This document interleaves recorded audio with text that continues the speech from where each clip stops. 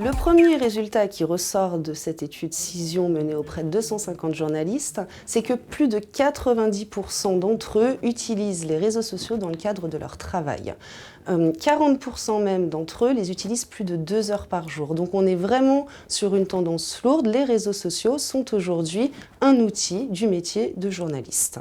Au niveau du classement, ils vont utiliser en premier Twitter, puis Facebook, puis LinkedIn, dans cet ordre-là au niveau général.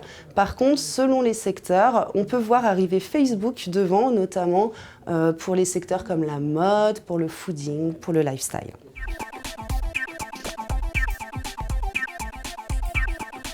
La première, c'est pour eux, c'est pour diffuser leurs articles, c'est pour avoir plus de vues, pour avoir plus d'audience, c'est aussi pour animer leur communauté et puis pour leur personal branding. Ça, c'est la première utilisation. La deuxième utilisation, c'est la veille. Ils vont aller veiller sur les réseaux sociaux leur sujet de prédilection et voir qui sont les experts, qui dit quoi. Et à ce moment-là, ça va être important pour la société d'être présente sur les réseaux sociaux et de faire du contenu pour justement justifier de cette expertise qu'a la société pour espérer être appelé par le journaliste s'il a un article qui peut les concerner. La troisième utilisation, et c'est là où ça nous intéresse plus particulièrement, c'est clairement pour les RP, c'est-à-dire qu'ils vont trouver des idées d'articles, ils vont demander des interviews aux personnes qui ont pu justement donner une expertise et c'est là toute l'importance, encore une fois, pour les entreprises d'être présents si on veut être sollicité par les journalistes.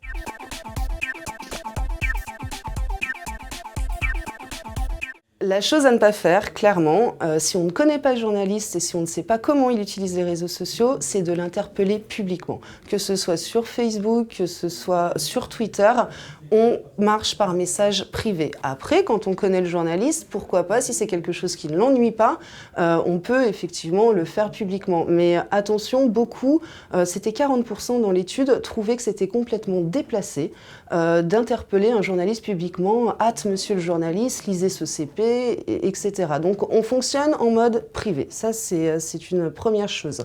Ensuite, on fait attention aussi, il y a des journalistes qui sont moins connectés que d'autres, notamment dans la presse qui est hebdomadaire, la presse mensuelle.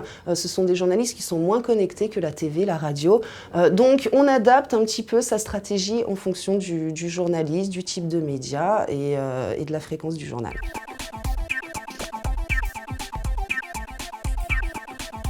Côté bonne pratique, c'est le contenu. Il faut vraiment pouvoir témoigner de son expertise sur son domaine de prédilection.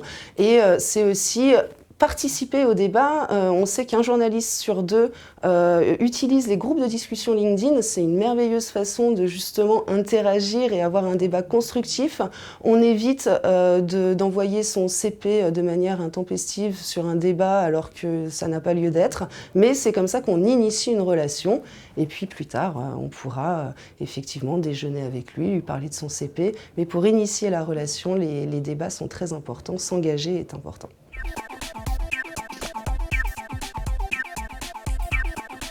20% des journalistes déclarent qu'ils portent plus d'intérêt à une sollicitation via les réseaux sociaux que par mail.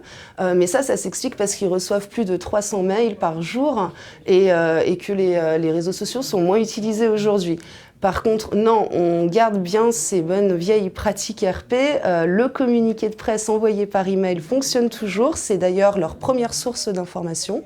Donc surtout, on n'oublie pas les RP pour ne faire que des RP 2.0. C'est une grosse erreur. Mais on fait des relations médias, donc des RP, et simultanément des RP 2.0 pour donner plus de poids à ces communications.